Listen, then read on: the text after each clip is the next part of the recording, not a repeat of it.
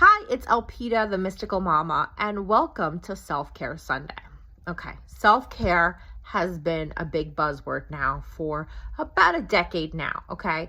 And as much as I love seeing pictures of people talking about getting their mani-pedis and getting their massages, and then all those things are great, but if you are not taking care of your basic needs, okay, your food, your water, your body's need for movement, okay? Think of the Tin Man. When the Tin Man in the Wizard of Oz didn't move, he would get, he would freeze up, right? His joints would lock up. That's part of the reason we need movement. It's not always just for weight loss, okay? And actually, a lot of our diet and exercise industry is all a bunch of BS, okay? But I'm not going to get into that. Today, I want you to think about, what does your body need, okay? What do you really need for your body to function properly, okay? And if you don't know what that is, you don't know the amount of sleep that you need, you don't know the amount of water that you need, the amount of food or the amount of movement. I like the word movement. Exercise has left this bad taste in my mouth, just like the word diet, even though diet just means everything that you eat. So even if you ate chocolate all the time, that's your diet. It's not a word that I like, okay, because it's left such a bad taste in my mouth, literally. And I've not done many crazy diets, but I've done some. So really going back to the basics, okay, and starting to really listen to your body, okay? 9 times out of 10, when we're hungry, we're actually thirsty. And if you're thirsty, you're already dehydrated, okay? So being mindful of these things, listening. When you start to get really cranky, 9 times out of 10, it's because you're hangry, okay? Some physical need has not been met, and that's why you're getting cranky for, I'm not going to say no reason, but usually there's something in your body some need in your body that's not getting met, and then somebody says something or somebody cuts you off, and that's the straw that breaks the camel's back. It's not usually about the other person. It's about that your needs aren't being met, and now this person has interrupted you, has whatever, imposed on you, and now there's even less of a chance for your physical needs to get met. Now, this is a process. This isn't like, okay, today I'm going to sit down and I'm going to figure it out, okay? Or maybe you do know. If you do know, I really invite you to sit down and write it out. When I eat at certain hours of the day, okay, and I know that I need mainly protein, okay? Most of us usually do, but everybody has a different body type. Everybody has a different caloric need. And that 1,200 calories, that is bare minimum so that you don't starve. So anybody who's telling you that you need to cut calories, that's garbage. I've known for years from my own self that the main reason that I'm not losing weight is because I don't eat enough, okay? And it was so interesting how this morning in my email, there was an article that said exactly that. The number one reason people don't lose weight is that they are not consuming enough food and enough of the right kind of foods. And I'm not talking that you have to eat, just veggies all the time. Okay. That's not true. Okay. You need a variety. And actually it's really interesting if you look at your cravings and see what is the nutrient that you are missing. Okay.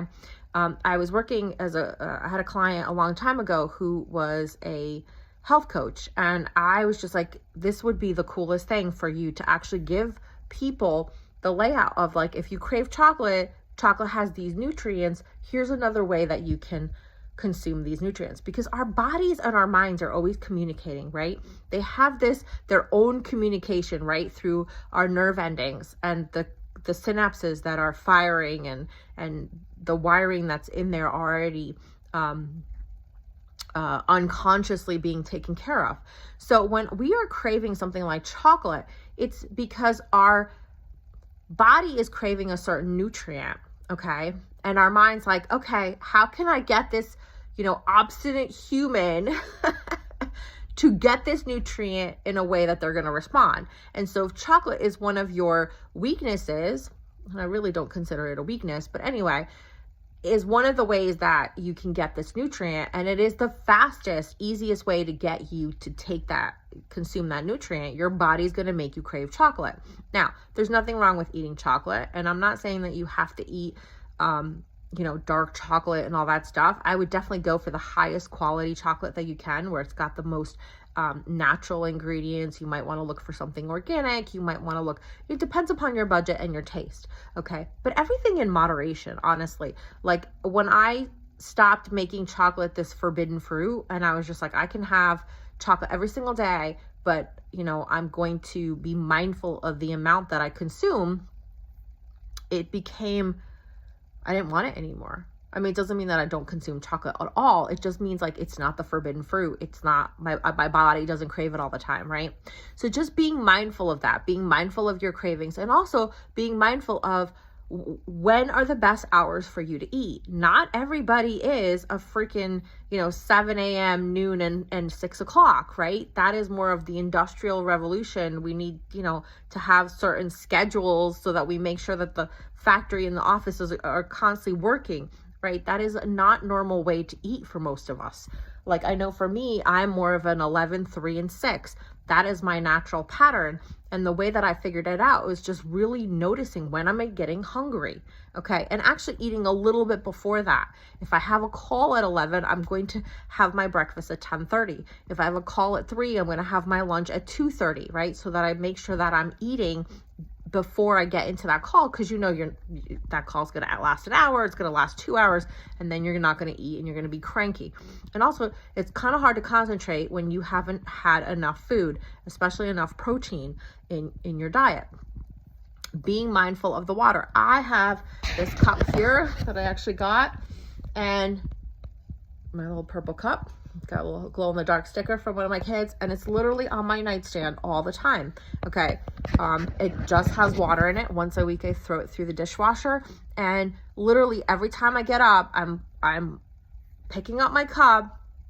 Is there water in it? Great. I put it down. If there isn't, every time I leave the room, I'm going and I'm filling up my cup, and I'm drinking enough water all day long. When we leave the house, I always make sure that my kids actually have water bottles with them. Okay. This is something that we've done since they were little, and we still do it. I actually created these what I call little water backpacks that, they swing over their shoulders. Actually, they're a crossbody, and they can carry their water bottle in that, because I was finding that, I'd bring all these water bottles and then mom had to carry them all over the place. So whatever makes life the most easiest for you. Okay. I actually have, I think they're 1.5 gallon containers in the fridge. I'll actually post the Amazon affiliate link below that have a spigot, and we fill those up. We actually have 2, and we fill those up probably every couple days, and we have cold water just right there. The kids can go and get water themselves. Okay. And actually the kids started getting their own water about like 2 or 3 years old, because it's so easy for them to do it. And I don't have to get up, 100 times a day and refill their water bottle. So put these things into practice so that things are easier for you. Okay. Another thing is sleep. If you're tired, if you're waking up and you're tired, or if you're not sleeping through the night, you're not getting enough sleep. So what are some things that you can do? One is an eye mask. I wish I had mine to show you, but it just went through the wash. And I'll put the affiliate link for that as well. It is super soft. It is washable, but it also is Bluetooth. And what I do is I connect it to my phone, which is on the charger at night, and I will listen to meditation. I'll put on an 8-hour meditation or an 11-hour meditation, and it completely blocks all the light, and I can adjust the volume and listen to my meditation as I go to sleep. And I love it. Okay. And you just there's a zipper right here on the forehead, and that's where the charging cord is. And also that's where all the electronics are. You just, gently pull them out and set them aside when you wash it. And I highly recommend that you wash it at least once a week, because, it's on your eye area, you're sweating and things like that. Okay. So that's one thing to do. You want to make sure that it's dark enough so that you're actually going into deep sleep. Another thing is to just really start adding a half an hour to your bedtime. One of the things I started doing is I started turning the TV off around 10:30, and then reading for a little bit. And then I found that I would get so engrossed in my novel that I was reading that I would be up till midnight or 1 o'clock. So just being mindful of that. Set timers. Use technology to your benefit. Okay. I know my daughter used to make fun of me because when I cook, I set timers, and she's like, a professional chef doesn't need a timer. And I'm like, okay, a professional chef works in a restaurant and that's all they're doing. I'm a mom and I have other responsibilities to do than sit over the kitchen, right? So don't be ashamed to use timers. That's what they're there for. That's what they were created for. Like, especially when I cook, if I have something in the oven that's going to be in there for half an hour, an hour, I'm not going to sit there and stare at it and keep looking at my watch. I'm going to set a timer and I'm going to go do something else, right? I'll play a game with my kids. I'll read a book. I'll take care of some emails, whatever it is, because, that's time that I could be doing something while my dinner is cooking, right? So don't be ashamed that you need timers. Like, that's what they're there for. That's what they're created for, to assist us in remembering when we need to do things, right? Maybe even put a timer for you to start your evening routine.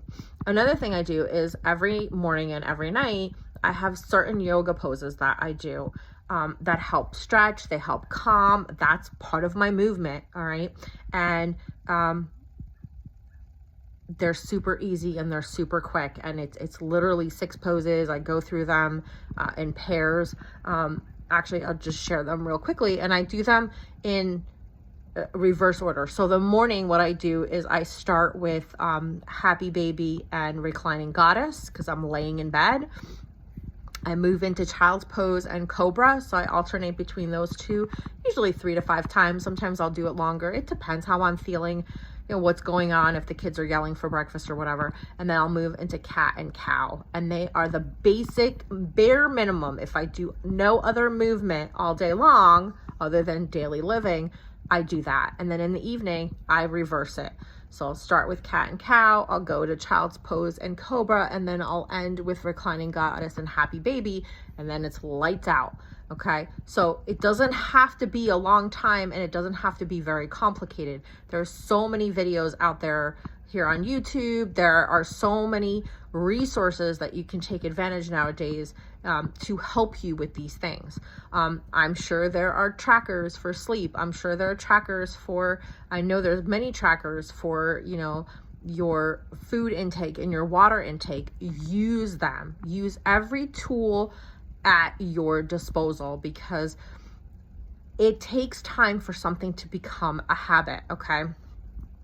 I'm just going to quickly give you a little geeky information here. When we are learning something, we go through 4 stages, okay, or 4 levels, okay? And I'm not really crazy about the wording, but it is what it is. The first level is unconscious incompetence. So that means we don't know what we don't know. So you may not know that you're not getting enough protein. Like, you're not completely aware of it, okay? So then you're like, okay, I'm going to start tracking my food and seeing what I'm eating during the day, okay? Just be really more mindful, especially if you're working 9 to 5, you're working outside the home. A lot of times you're like, did I eat today? Did I not eat today? It used to happen to me all the time. It's, we go through our days and we're just so focused on what we need to get done that sometimes we don't eat, okay? Level 2, once we were like, okay, wait a minute, I'm going to start tracking my food and water intake, we move into what's called the conscious incompetence level. So we know what we don't know, or we know what we're doing wrong. And I don't want to say wrong, but more like something that's not serving us, that's not beneficial. So that's when you become conscious and you're like, wait a minute, I didn't eat lunch today. And I didn't eat lunch yesterday. And wait a minute, I'm not eating lunch every day. So no wonder I'm hungry when I get home from work, right? That's that conscious incompetence level, okay? And then you're like, okay, well, I'm going to be really mindful and I'm going to set a timer and I'm going to make sure that I eat something. Or, maybe you're packing a lunch. Maybe you've got a granola bar that you're going to put or something in your desk or whatever it is, right? For me, my kids are reminders for me. All right. During the week, homeschooling ends around 12:30. and we have lunch. Okay, this is our pattern. This is our routine. Not every single day. Sometimes we get up late and they're not hungry, but we'll eat lunch at that time. And then at some point they'll come to me and they'll be like, "Hey, we're hungry for dinner." You know, usually if I don't hear from them by 5:30, then I'm like, "Hey guys, it's dinner time," right? So they are kind of my built-in reminder. Although there are times that I will put reminders on my phone, like I said, if I have a call and I want to eat before I get on the call, so I make sure that I am focused and I am, you know, focusing on what is going on in that call, instead of like, oh, wait a minute, I didn't eat yet, I'm hungry, right? So that's when we're in that conscious competence level. It is effort. This is probably, I want to say, the hardest part is when you are, what happens is when we are creating a new habit and eating, and I don't want to say 3 times a day, because that is not for everybody. Some people need 6 times a day. Some people work best 2 times a day. You need to figure out what works best for you. Okay. So what happens is, as we're learning a new habit and creating a different daily eating routine, or incorporating more water or getting more sleep, is creating a habit, right? What happens is we bounce back and forth between conscious competence and conscious incompetence. So we try something, we're doing it for a while, and then it's like we fall back and we don't do it.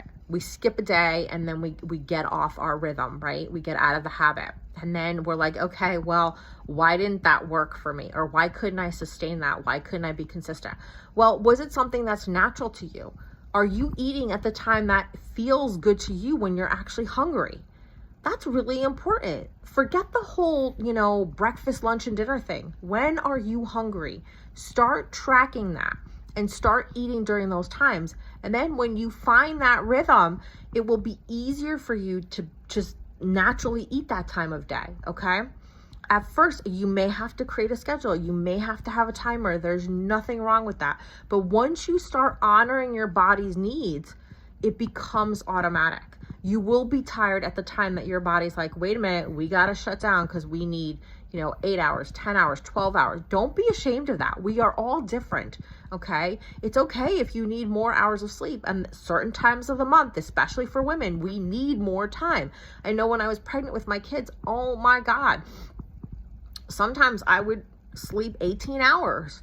I needed that sleep. My body was like in overdrive, creating a freaking human being. I needed more sleep. It is absolutely absurd to expect a person who is injured or has a disability or is pregnant or in some way not able-bodied, whatever the fuck that means, because that means something different for everybody, to have the same sleep habits, the same diet, the same exercise routine as everybody else. We are not all the same. And part of self-care is learning what your body needs.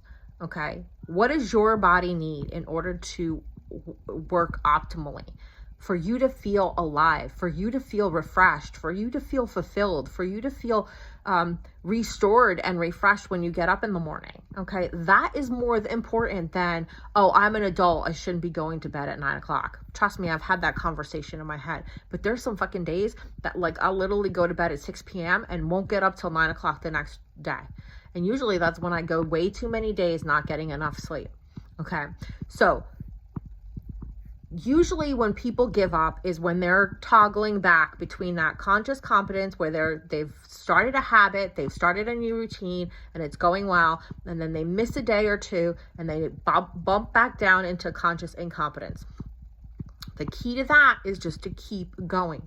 If eating, 7, 12, and 6 doesn't work for you, then try something different. If doing keto is not working for you, you're constantly hungry, you're crampy, you're whatever, it's not working for you. I mean, give it time. I'm not saying we quit from the first day, but if you've given it a week or two and you find that you don't feel satisfied, you don't feel fulfilled, you don't feel better when you're actually following through with these new habits that you're developing, then you need to go back to the drawing board. And that's when we go back to conscious incompetence. It's like, okay, I know that didn't work, but what will work? Okay. And listening to your body, watching your cravings. Okay. When you're thirsty, you are already dehydrated. So you need to start consuming water. And consuming water when you're like, oh, I feel thirsty. My mouth is a little dry. Like I'm feeling it right now that I'm like, I need to have a sip of water. Being mindful of those things. And then once we find the thing that works for us and we are consistent at it and create a habit, okay? So we are eating, when I'm eating 11, 3, and 6, I feel great. And I'm going to be honest with you, I don't do that every day. There are days that I get sidetracked and that doesn't happen. Sometimes I eat later. Sometimes I wake up later, okay? It's all about being compassionate with yourself and saying, hey, listen, I am creating a new habit. I am trying to listen to my body after decades of not listening to my body. And it's going to take time to find my rhythm. It's going to take time to find the thing that's actually going to work for me. And that's okay. It's okay if you have to try 3 million different eating plans. I really hate the word diet, or exercise routines, or you're going to have to, dial your sleep like 15 minutes at a time to find that optimal thing. And then there's going to be times when you're stressed or you're busy and you're going to not sleep, get enough sleep one day. That's okay. It's not about perfection. It's about progress. It's about really starting to listen to your body and saying, what do you need? Talking to it as you would a 2-year-old and saying, hey, what's going on? Are you hungry? Are you thirsty? Do we need to, do some dancing? Do we need to do some stretching? What is going on? When your body is feeling stiff, it's asking for you to stretch. Okay? It's needing movement. You're becoming the Tin Man. And exercise is a way of getting, oil to your joints. So don't be afraid of it. Find something that works for you. There is something for everybody. There is chair yoga. There's all sorts of things that are from every intensity level, okay? Like I said, when I do my yoga, I do it on my bed. My room doesn't have a lot of room. And also, if I got to roll out a mat and put on a video, sometimes I won't do it. So I just do those 6 positions, and sometimes I only do 1 of each.